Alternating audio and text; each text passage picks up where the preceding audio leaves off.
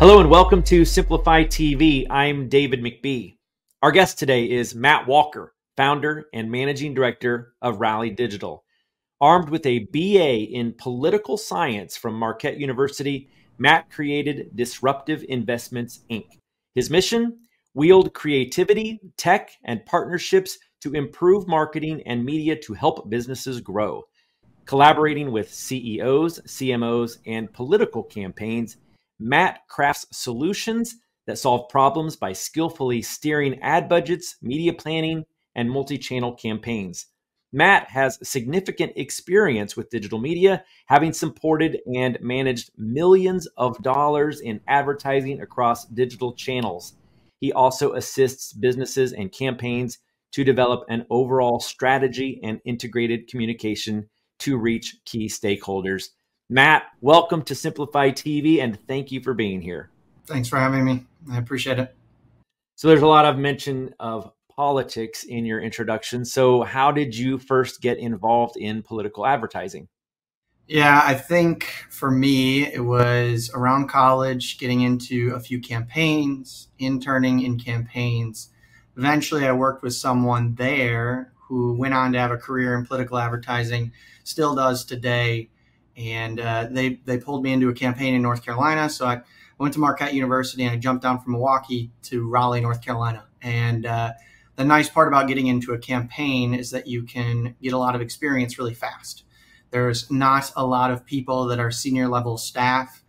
The budgets are a little tighter. It's a startup culture, and it's just a little unique and different when you're a young person on a campaign. So I did that. I slowly made my way back to Milwaukee. And here in Milwaukee, I went corporate on the banking side, started up a company, and over the years have just been pulled into different political projects with friends and colleagues and people I used to work with. So you've been at it for a while. What would you say are the most significant evolutions that you've observed in the industry since you began? I think some of the big things since the, let's see, over the last decade, I think one of the biggest things has been the verification process. So there's so many different political campaigns and advertisers, but now we all have to go through this process, at least on the social channels, where we have to verify the campaigns. We have to submit our IDs, our photo IDs.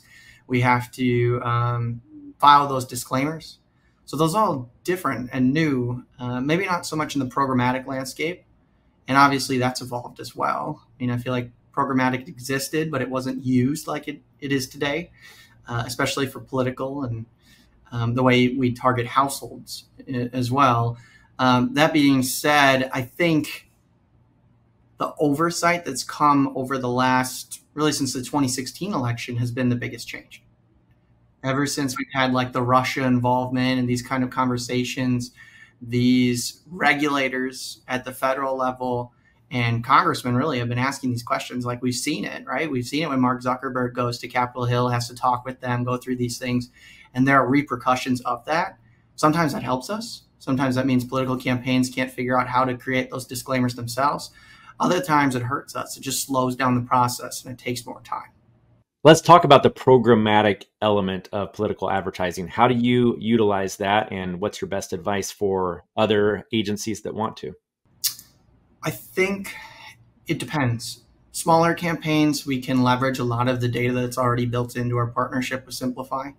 So whether that's the Data Trust or L2 or some of the other data vendors that already pull in data that we can leverage and use on voters to kind of target those unique audiences, those segmented audiences, maybe by ward, by household, by what they're interested in, what issues they care about, and then kind of overlay that a lot with direct mail. Direct mail is huge in political, right? We've all get this crap every election year, and I'm sure most people throw it away, but there's a value in it, especially when you're trying to win an election here in Wisconsin, typically by a very narrow margin. And so whether that's Wisconsin or anyone else for that matter, I mean, especially if you're a local candidate too, I think a lot of times those races get forgotten about, but sometimes are decided by like hundreds of votes, not hundreds of thousands of votes.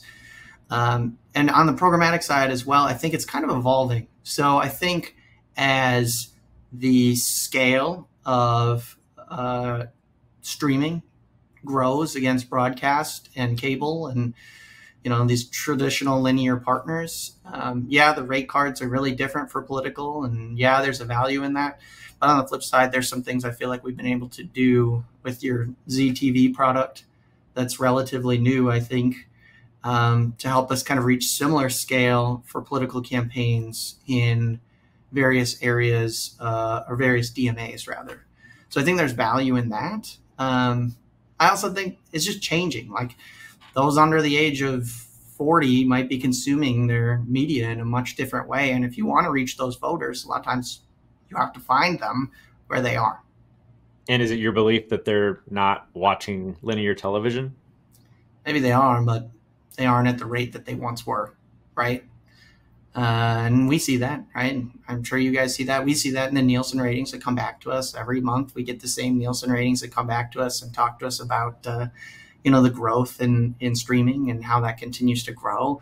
Do I think it's going to move over all the ad dollars next year? No way, right? But on the flip side of that, do I think that it's only going to continue to grow over the next decade? Yeah, absolutely. And at some point, I assume as these cable vendors figure out what they want to do. I mean, look at ESPN, right? I mean, ESPN's a great product, and sports is a high performing, high reach cable programming.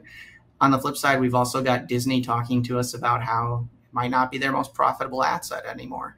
So as they kind of look to shop that around potentially, at least those rumors are out there, it just seems like we kind of need to read the tea leaves a little bit and see what's coming. Talk for a moment directly to other political campaign managers and media buyers. What's your best advice for them? Best advice when working with political is probably don't. It can be a bit much, depending on how those campaigns are structured. But in reality, I think what I've tried to do, at least in my career, is I started more political with the clients I worked with and shifted more towards the business side. And we always sort of said that it was a matter of you kind of had to keep yourself sane, right? There was so much burnout in campaigns. And really, honestly, if you've never worked with a political campaign before, but you want to do media with them or you want to interact with them on the marketing side, basically you're treating that like a startup. They have no budget, kind of sounds like a startup, and they are just figuring it out as they go.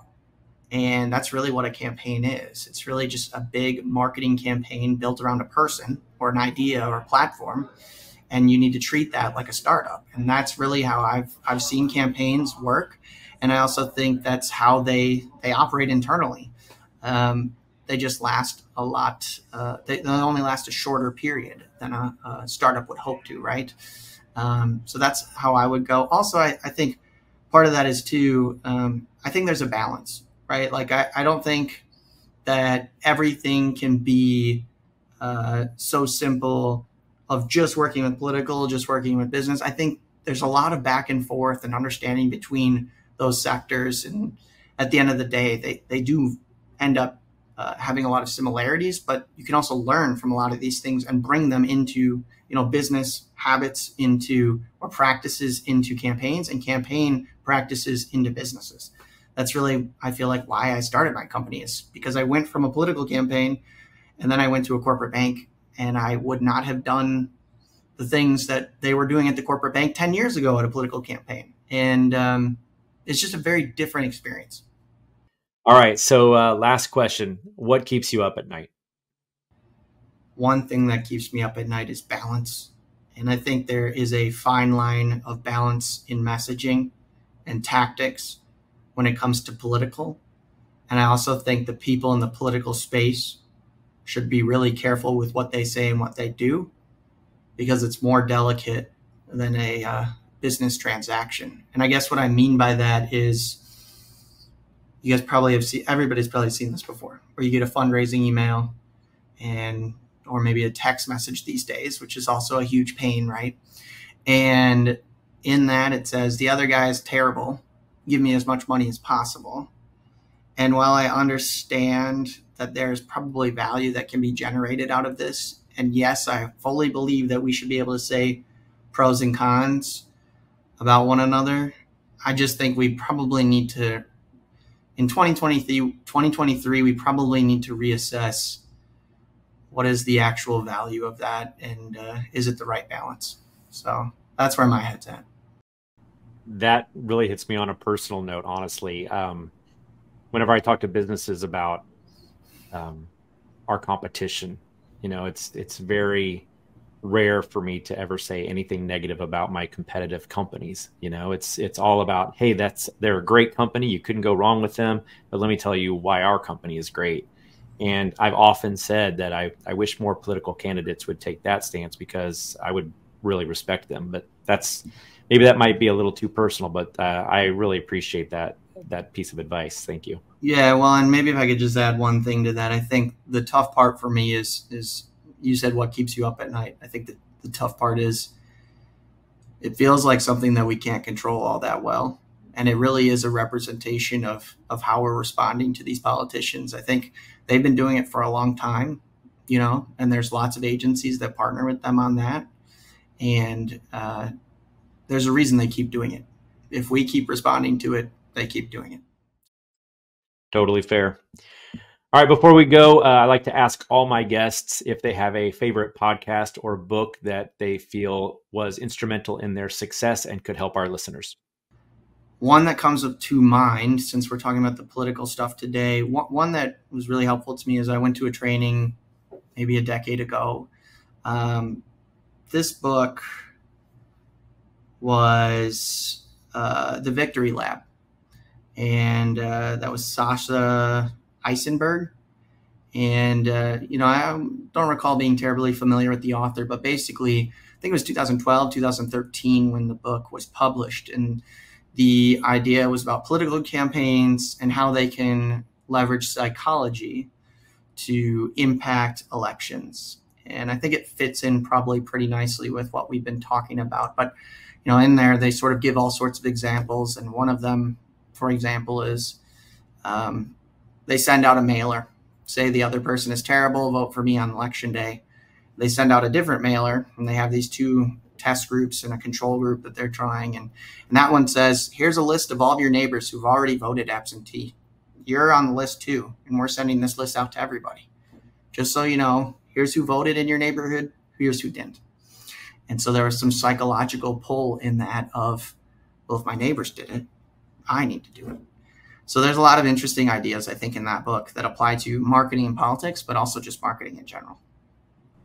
I love it when my guests bring a very topical example. Thank you for that. All right. Last thing, what's the best way for viewers to learn more about you or get in touch if they'd like to? Yeah, so all of our companies are housed under one parent company called Disruptive Investments Incorporated, and that's the website, disruptiveinvestmentsinc.com. Perfect. Matt, thank you so much for being my guest today on Simplify TV. Yeah, thanks for having me.